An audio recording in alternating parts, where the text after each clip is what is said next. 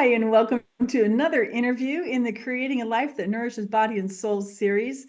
Today, we get to talk to Lois Zehr.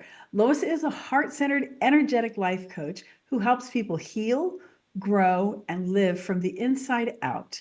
With over a decade of coaching experience and a passion for practical spirituality, she empowers individuals to embrace God's process for heart healing, break free from limitations, and step into their bold, God-given identities and purpose. Lois has worn many hats: teacher, mentor, pastor, entrepreneur, and mom, always focused on helping people grow. She holds an advanced life coaching certification and has completed extensive training in personal growth, energy medicine, trauma healing, coaching, business, spirituality, relationships, communication, and emotional health.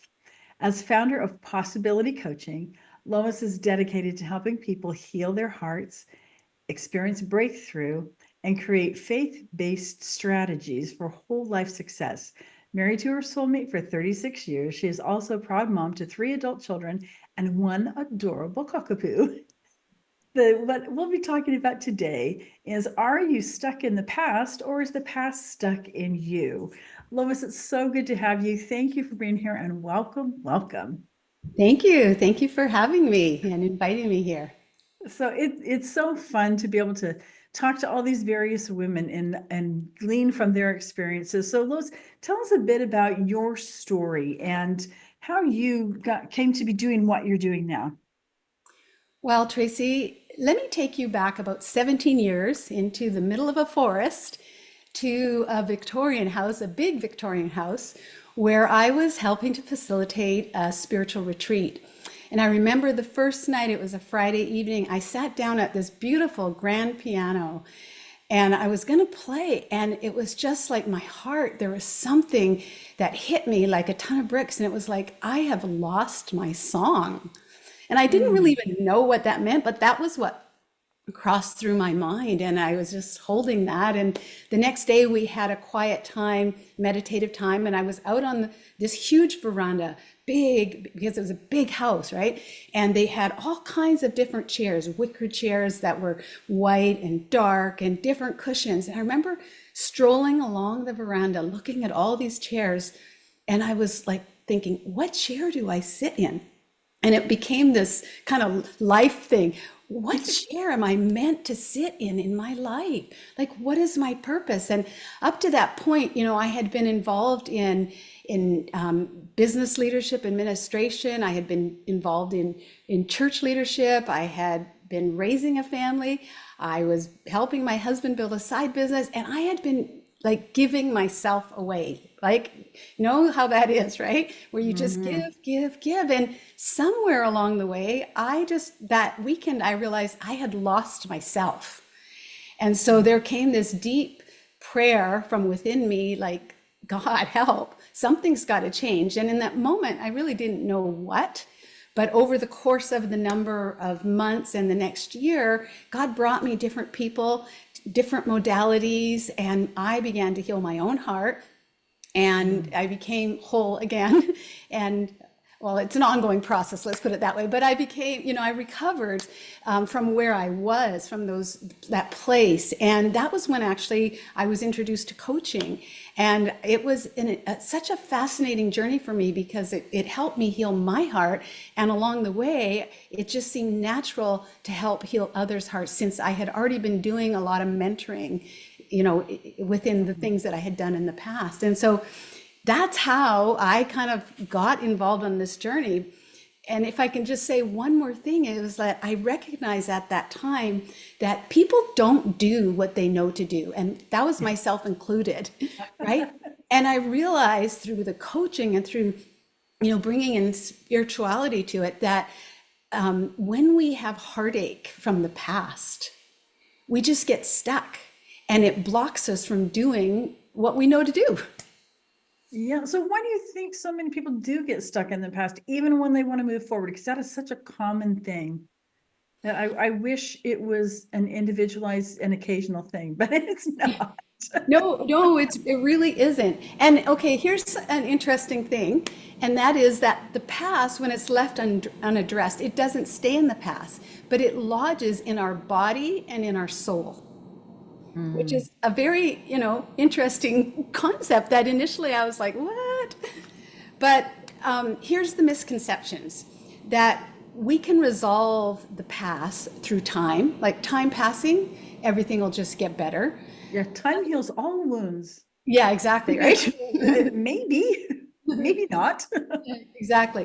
The other one is let's talk about it. Let's talk through it. Let's just talk, talk, talk. Like talking doesn't resolve things. Sometimes it actually makes it worse. And the other one is that we think is like we can reframe it. We learn how to reframe in coaching, but mental reframing, I've discovered, doesn't solve the past. Because what we Mm. don't realize, as I said, the past gets stored in our body, actually through cellular memory, and in our soul, in our hearts. And so that begins to shape our perceptions, and it affects everything because how we see the world starts to shift, and it limits our future, and it's just such a huge deal. So it's Mhm. important to grasp it's not just about the head, it really has to be so much deeper than that. Yeah, yeah. So, can you give us maybe an example of what that might look like, or I guess I should say feel like, when we do the intellectual work and we think we've gotten past something, but it might still be showing up in our body? Do you have any examples of that? Yeah, in fact, I was going to share an example that is so fresh because it was about preparing for, like, when I started to think about this interview. So I'm just going to, before I go there, I'm just going to say that when we think of the past, it's important to remember it can be the painful experiences or it can be the good experiences as well, right? And so we, we forget that sometimes we're trying to recreate the past in the present when we can't do that. And so in 2018, my daughter and I were in a severe car accident. Mm. And so we experienced a lot of things in our body and in our minds that changed everything, like after we were hit. And so we've both been having to learn how to reimagine ourselves because otherwise what happens, we keep looking to the past and feeling that's brighter, right? But it's not Mm. brighter. We just have to reimagine ourselves. But what happens is, even though we have worked through emotional trauma from that experience, some things still manifest. Okay, so getting to the point where I want to tell you about my body. So Mhm. I was having unusual symptoms of anxiety thinking about this interview, which is really bizarre because I'm like, why would I be anxious? I was stressed. My kids were noticing it. And I was almost in panic. I was having trouble sleeping. I was having a hard even time collecting my thoughts. Like, what am I going to say? I was like, what is going on? Like, this is crazy. And so I sat down, like, it was like literally, and just to say in the body, like pounding, like tightness and, stomach. And so I sat down and I thought, okay, I'm going to do this work. I do it with clients. I'm going to do it with myself because I know how to do this. And here's what I discovered. I discovered that the last interview that I had had was a 5-hour grueling interview with the lawyer on the opposing side of the person who basically hit me. And Uh-huh. they were drilling me. They were hammering me. They were discrediting what I was saying. It was a Mhm. horrible experience. It was a bad memory. And so I thought I had cleaned that up. But when I heard the word interview and I was pondering this interview with you, all of a sudden I'm getting all these crazy symptoms just coming up in my body all over the place. So when I had that revelation, thankfully I knew what to do. And I can go and work through that and release that. And then it was my kids were like, "Whoa, what happened to you? You're so calm, Mom. What happened to you? You changed." And so just to show that, those things they get stored in the body, like Mhm. anxiety, like fear, like headaches. Does that make sense? Yeah, absolutely. And I think what's so key is that you stopped to go, wait a minute, this is not how I usually feel. Yes. what's going on instead of just going, oh, I just feel really anxious and just living with that's the end of that story. And Yes. you went, wait a minute, no, this is not usual. Let me take some time. Let me figure out what's going on. And then because you paused and did that, you're able to then work through that. Whereas if you just went, just noticing the feeling, that's important. But then going, and now what? Yeah. Instead of just thinking, oh, I just feel anxious, you know? Exactly. And we're so used to, like, we live in a culture where, well, let's just pop a pill, or like even headaches, right?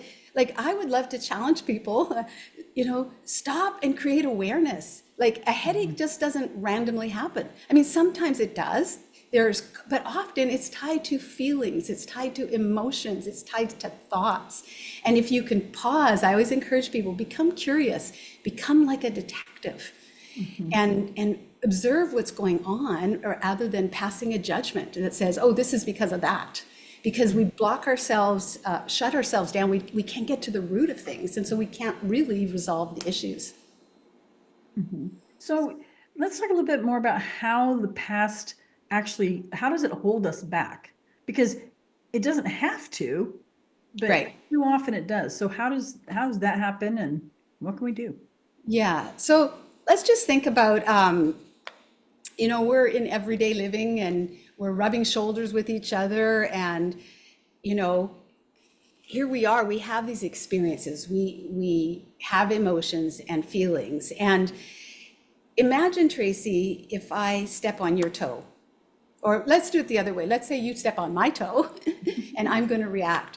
I can just dismiss, right? I can dismiss what's happened and let it go, and it'll be gone. It's not important, it's insignificant. But if I don't, if I grab hold of that, if I take it to myself, if I put energy into it, I focus on it, yeah, my toe's hurting, and well, guess what? That sticks. That sticks. It stays with me. It starts to get into my body and into my heart, and it will then show up, just like in the example that I shared before. At some point in time, this thing will come back to me if I don't deal with it in the moment. And in the moment, it creates a lot of hell for me because I'm suffering because of the things that are kind of tormenting me, if you will, from that experience that I have created. And the wild thing is that when we create stories about our past or about situations that happen, mostly they're untrue. Mm. Mostly Mhm. they are untrue because we're passing judgments on things that we're not maybe even getting to the root cause, right? Like it's just like that anxiety thing that I was having before. Like you said, I could have just said, oh, it's just anxiety. It's just, and not recognize it. And so that kind of thing, it holds us back if we don't address it at the root. Yeah, because then it shows up in other situations and other situations and other situations, and it Yeah. just keeps us kind of in a loop.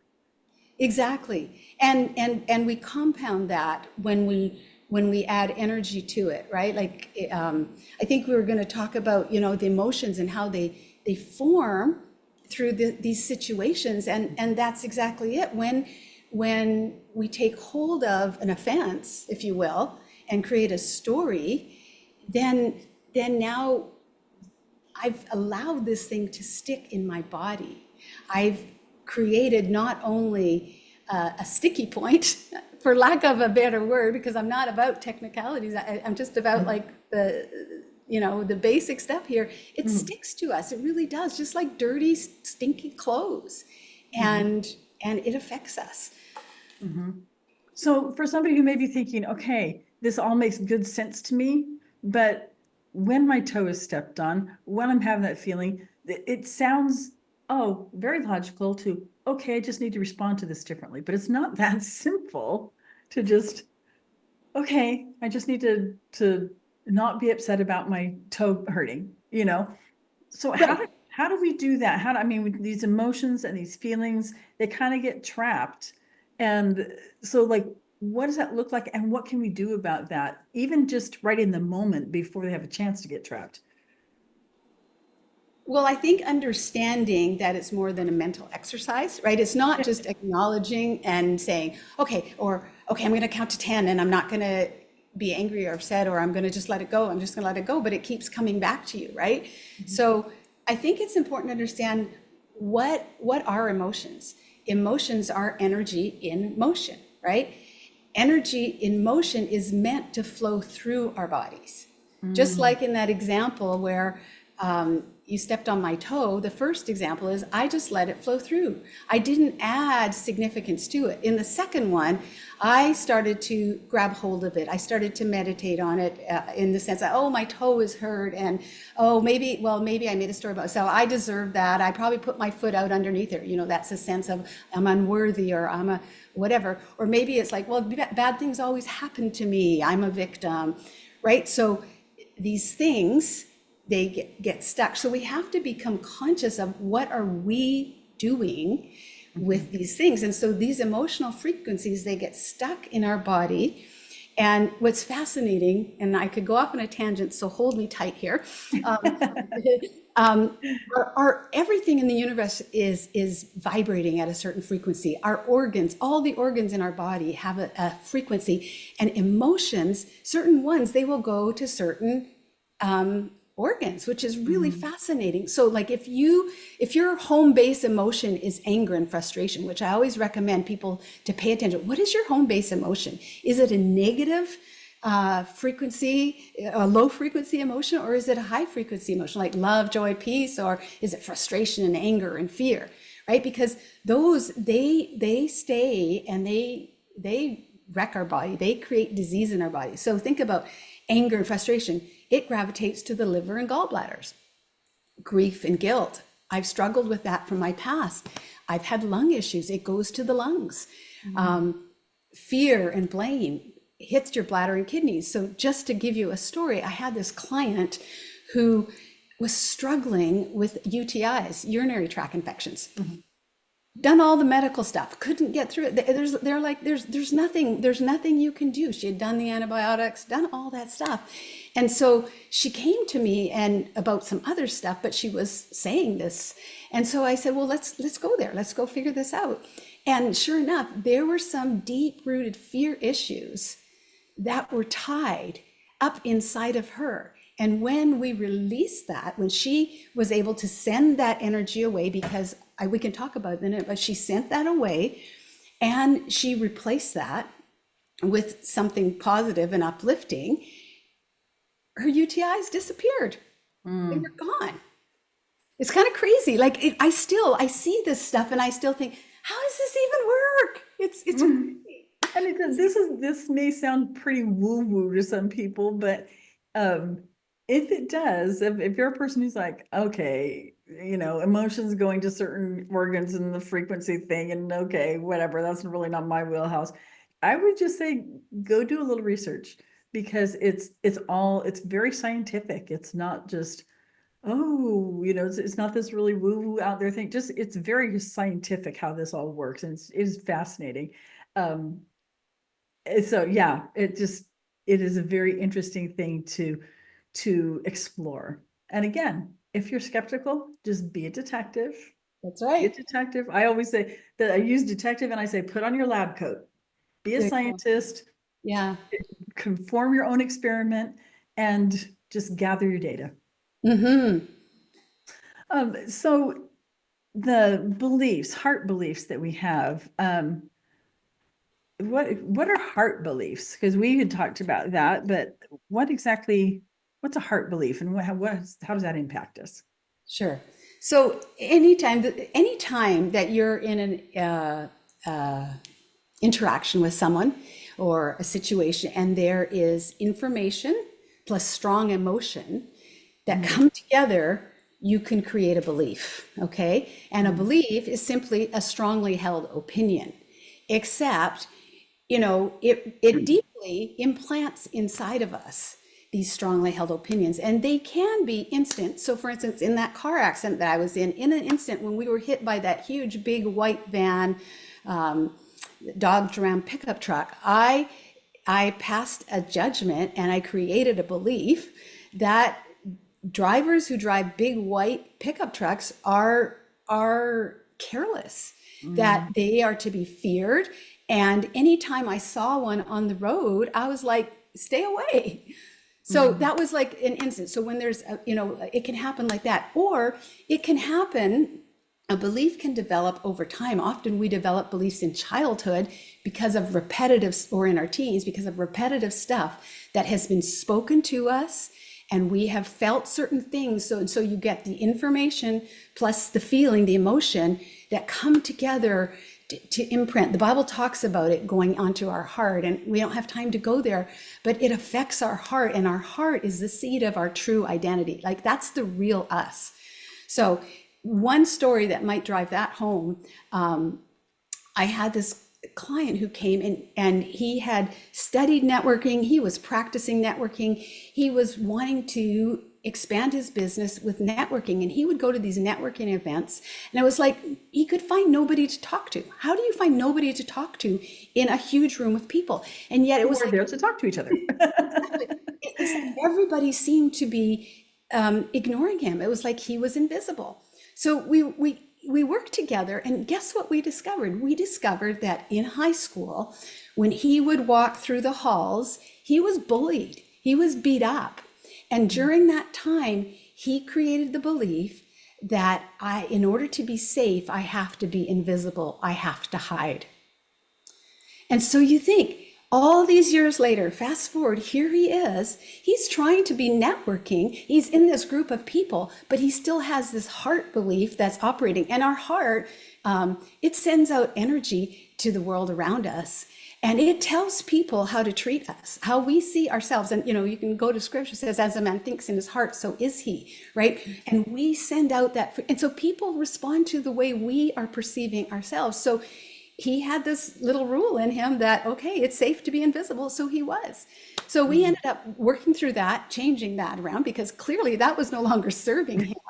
Yeah. And he actually went to a networking event that evening, and he was floored because he's like, I can't believe it. It was like people were standing around waiting to talk to me.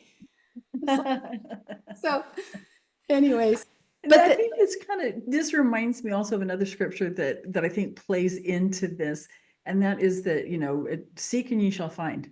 It's like what we're looking for. In his case, he was looking for protection yes, that came through invisibility. And yeah, so he looked for that. And I think it's the same kind of thing where, if you buy a red Honda, and now the next thing all you're seeing everywhere is red Hondas.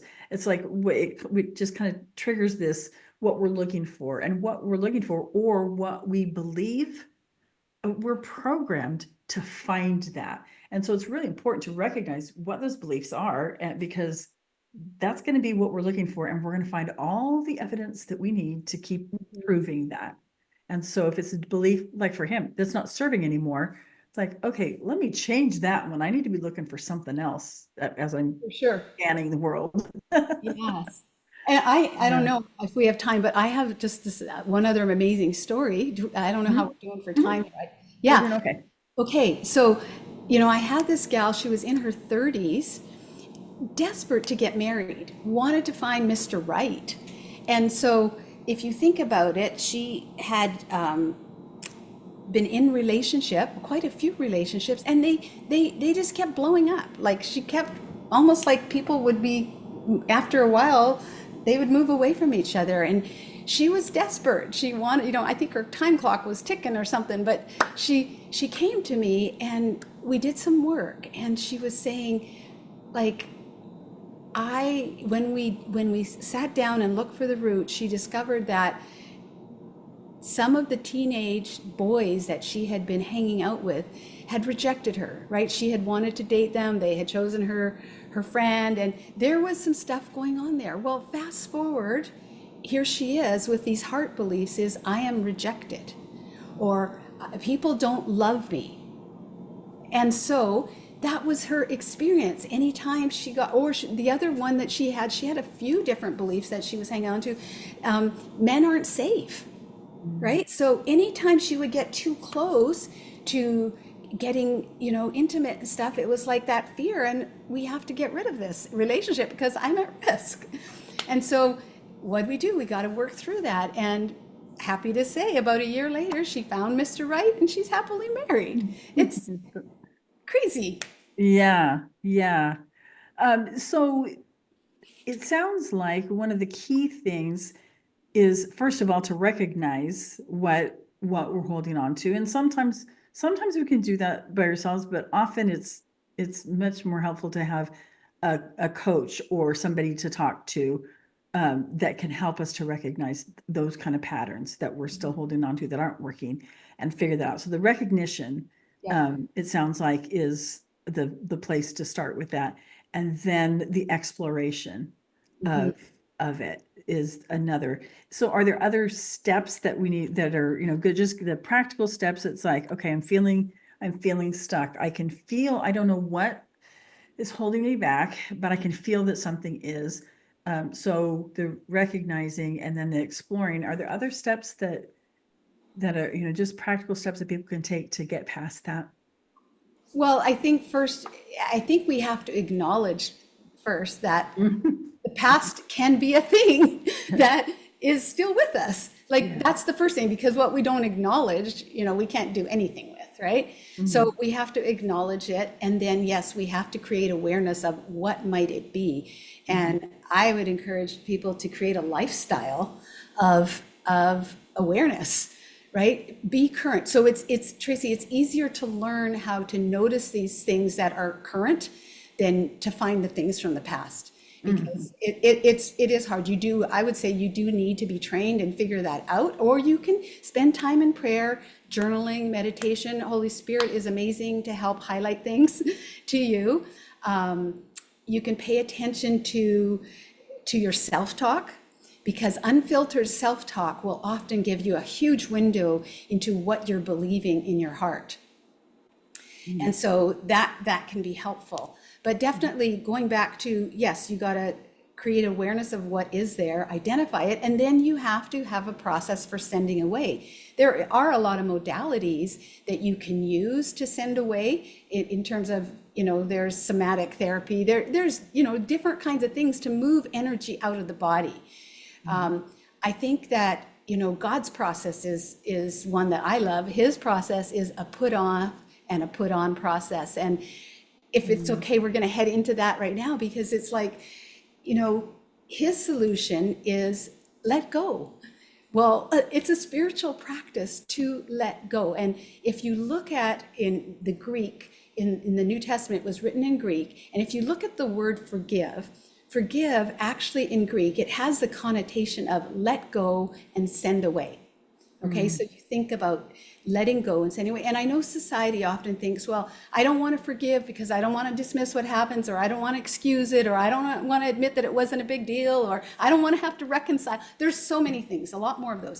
But what we have to change our mind about is think, let go, send away is not a head practice, it's a heart practice, it's a body practice, and it's for my benefit, Mhm. not for that offending person. So you think that the lawyer who I was like having this anxiety attack over just before our this interview was affected by me these last few days? Absolutely not. She had no clue that I was struggling and having panic attacks and I couldn't sleep. So the problem was not there, me forgiving her. I did have to forgive and release, but I had to do that work in my heart, Mhm. because that forgiveness was for me. And part of that is it's tied to the sending away and letting it go. So forgiveness is, it's not a moral command, it's really a healing command to keep us healthy. Yeah. That makes Yeah, sense. absolutely. Yeah. Absolutely. And Absolutely. and if I can just say, and if we can get it through our heads that when I can let go and when I forgive, it means I can be happy again. It means I can have peace again. Like, I got my peace back. I was so anxious, like crazy anxious, which is not normal for me, which I think is great that I had that experience, because I can identify with other people who are anxious, but it affects things like that. And so we can change that by these choices that we make to release and let go. Mhm. Absolutely. Well, Lois, this has been so interesting and so helpful. If somebody wants to get a hold of you, where can we find you? Well, you can find me at possibilitycoaching.life, Life. And I would love if you would go to possibilitycoaching.life/free gift, because I'd love to give you something. And that would be the best way to get in touch with me, because then you would have access to my email, and I can follow up with you. And so by doing that, I'd love to give you a powerful video which will help you uncover why you are being held hostage to the past hurts. It's different than what we've talked about today, but there's, everything is layered, right? There's more than Mhm. one side to the coin, if you will. And Mhm. so I would recommend go to possibilitycoaching.life/free gift, all one word. And yeah, you can find me there and get access to some information, and we can connect. Wonderful. And you also have a VIP offering for those who purchased the VIP package. Is that right? Yes, yeah. So if you use the coupon code, write down Nourish 2025. So use that coupon code, you will get a break free strategy session for free.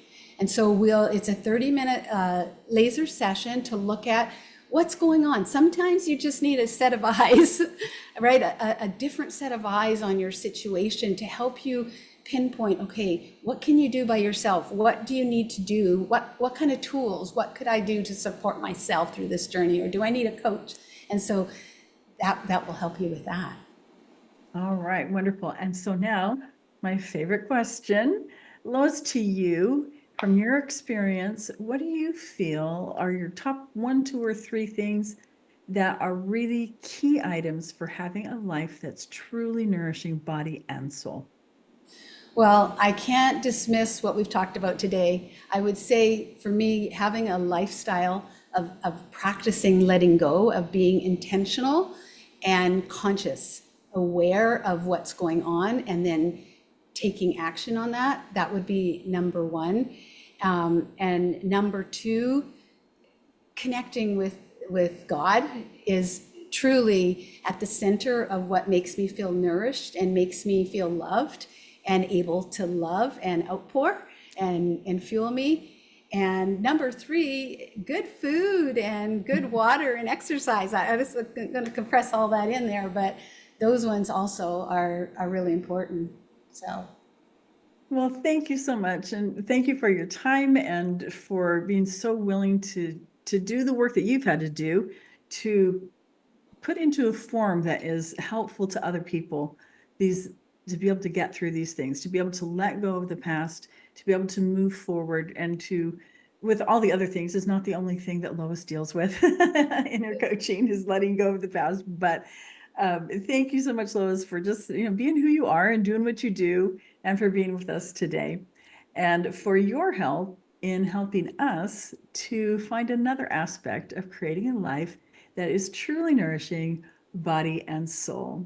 Join us for a few more interviews that are left in this wonderful, empowering, and encouraging series.